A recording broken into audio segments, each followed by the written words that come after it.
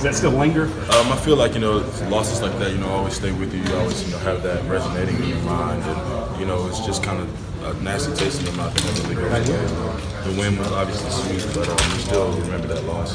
We just know what kind of game it'll be. It's always going to be physical. And it's really just, one of those individual Saturdays. When you're playing a team like Auburn that's so big into tempo, I mean, when they get it going, it can be trouble. But if y'all are getting a lot of 3 and outs, I mean, 2 years ago, y'all had the ball for like 39 minutes. Yeah, that helped us a lot last ago. That year, if you control the ball, you control the game. And, in retrospect, they've got a really fast team, and when they get, going in the groove, it can hurt a lot of teams. People get tired, and they got a lot of defenses that aren't lined up. They've got guys like that.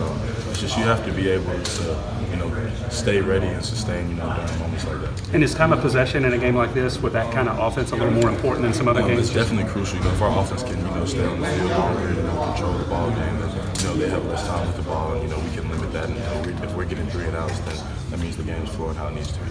Jonathan, knowing that you're going to Atlanta, have that thing wrapped up in terms of the East and playing Bama now,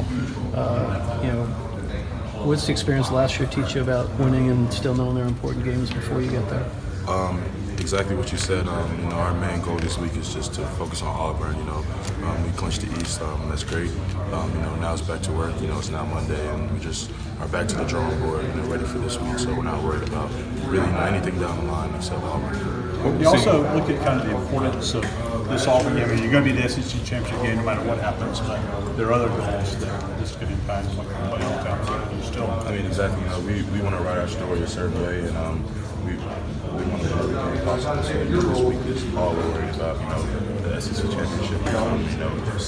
That has its own time.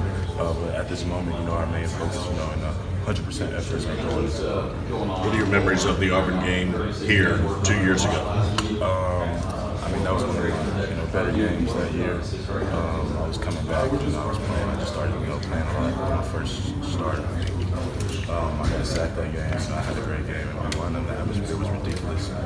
Everybody was playing together, and it was just an electric game. I'm probably going to remember that in the first game. I just had a lot of fun with my teammates. That's what you remember. And roles were reversed. They were the ranked team, and y'all had the upset. So what are you expecting out of them? They always play as hard. It doesn't matter what their record is or what our record is. It's just a hard football game. It's always fun. We always have guys smash my football. That's what it is. This is the 3rd time you're going to be playing Auburn in a calendar year, like Kirby was saying. How does that familiarity affect how this matchup goes? You got 2 good football teams, playing against each other, competing and, playing their hearts out. It's a physical game always, and it's one of, my favorite games of the season. So, I'm looking forward to it always, and I'm looking forward to a challenge. How often do you see Swift in practice make a guy look flat-footed and just, I guess they say break their ankles or whatever? At least, in the drills all the time, the team run all the time. He's just a dynamic athlete. We got some really powerful backs, and, they got some great agility and some great speed. And I think, that actually helps us because, when we're on defense, we're facing other backs, we know not to be flat-footed. In the course of the season, how much other college football do you guys get to watch? It's actually crazy. You watch every game pretty much. Even if it's just flicking through channels, you just watch how teams, are operating together, and how people are flying to the ball. I'm a defense guy, so I always watch defenses, and just to see like the defensive line, doing their jobs, and teams that are winning and losing, I can tell they're not, holding the point of attack and stuff like that. I just use it to kind of better my play and stuff like that. So it's really just kind of like a learning curve for you. It's just like studying film or tape. Is it inevitable that a team that you're going to measure yourself against Alabama, since they are kind of you wonder how do we match up with these guys? Other teams may do that, but I think the thing about Georgia is it's just Georgia. It's always been about Georgia, and we only focus on us. We are the top contender in our eyes, so we just worry about what we do. And if we just focus on us, then we'll have our own success, and we don't have to worry about anyone else's. Jonathan, you're when you on go to the leadership committee, is there like a rule against ain't saying anything about the Alabama game in the locker room, like you're Moratorium. hazing a moratorium, on saying Alabama or anything about that game? No, not really. I mean, I think really everyone's just focused. I mean, you know, you just kind of have to keep the main thing, and that's what we like to do because, you know, if you think about other things, you won't focus on the task at hand, and you'll have slip-ups and mess-ups. We don't want or need to do that. When you're going up against Swift and Holyfield in practice, are they different coming out of the backfield as far as what you're having to do? Like, what do you mean? Are their styles similar, different? I mean, which, you know, I mean, is there a different challenge to either one bringing them down? Yeah, they both have different dynamics. I mean, they both can do a lot of the same things. They both have powerful running backs, but they have swift moves, and you know, they have quick movements and cuts, and you know, jump cuts. You know, they reverse the field. You know, you just have to be ready for anything they throw at you in practice. What are your? I'm sorry. No, go ahead. What are your observations of the offensive line and all the injuries they've been dealing with, the rotating and the changing? I mean, I think that just goes to show that, you know, our guys are tough. I mean, you know, when you're in the trenches, you know, dealing with offensive line, defensive line, you're going to get banged up. And most people don't, you know, they can't appreciate, you know, the stuff that we have to do, you know, in the trenches, you know, doing a lot of the dirty work.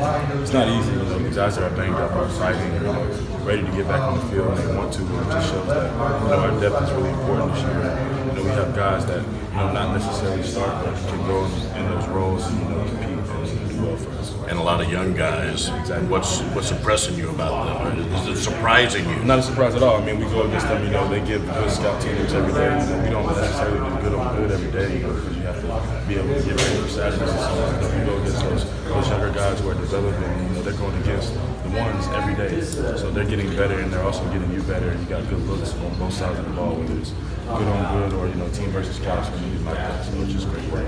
Jonathan, now that you guys have had a couple games to do that the past 2 weeks, what was the role of the bye week at the LSU game and kind of getting you guys refocused and, you know, resulting in the performance you guys had? A bye week for us is always, you know, a chance to go back to the basics, you know, work on, you know, tackling, you know, stopping the run and just holding your gaps up and just kind of, you know, making sure your team is, you know, unified and close-knit and everybody's working together on all cylinders.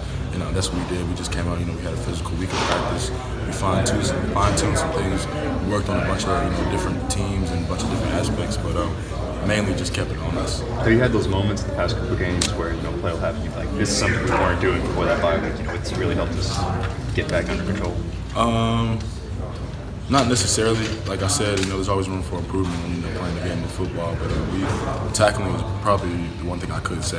You know, we worked on tackling. You know, we had a lot of missed tackles, you know, previous in the season, and we're trying to work on getting that number down and, you know, just wrapping up. But really, just having a swarm to the football. You know, just being a, you know, fast, you know, running football team. You talked after the game about naysayers, Montana kind of said the same kind of thing. Is that just a front seven thing, or is the team developing a personality of kind of? I think that's the team. I mean, I think, you know, that's really, you know, if you say something about, you know, anyone, you know, if you doubt them or anything, they're gonna, you know, come back and respond. I think that we're just kind of tired of, you know, everybody just, you know, having their own opinions of us, and, you know, we work hard for, you know, what we do, and, you know, we deserve that respect. I just think we're just kind of sick and tired. Where are you guys kind of hearing that from the media? I know you guys always say y'all don't pay attention to what's going outside. Is it at school? I mean, social media? I mean, honestly, you know, we just come in and, you know, our coaches will tell us. So you be told, huh? Yeah, you know, and it's just a lot of stuff going on. So we just come in the meeting room, you know, we just listen to what, you know, people are saying to us. And I mean, it's always stuff in the air. I mean, you know, you always get tagged in an occasional thing, you know, an occasional this and that. You know, people are just, you know, do what they do. But like I said, we try not to focus on it. Sometimes, you know, it'll come across your face. And, you know, people try not to read it. But, like, yeah, you're gonna read it if you see it, you know. And it's just kind of, you just put that to the side. You work. Is there more of that this year than there was last year? I think it's every year. I mean, I don't necessarily know why, but you know, I think there's always doubt every year. You know, especially, you know, as in using it as fuel. Yeah. You know, there's always going to be people that don't believe in you. You know, you use them as your motivators. You know, just like I say, you know, use your haters as your motivators, and, you know, you get the best work out of it. So I think that is, you know, a big factor. You know, you don't necessarily want to prove anything to anybody, but it's just that, okay, somebody said you can't do this, let's do it. Jonathan, for one more? Jonathan, you are not. You have a chance to win another SEC championship wearing it. You're not wearing it. You're wearing that. Do you ever wear it?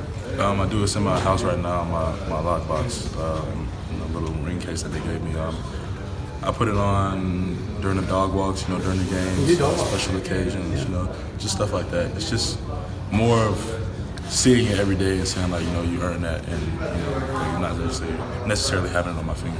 Thanks, Jonathan. No problem.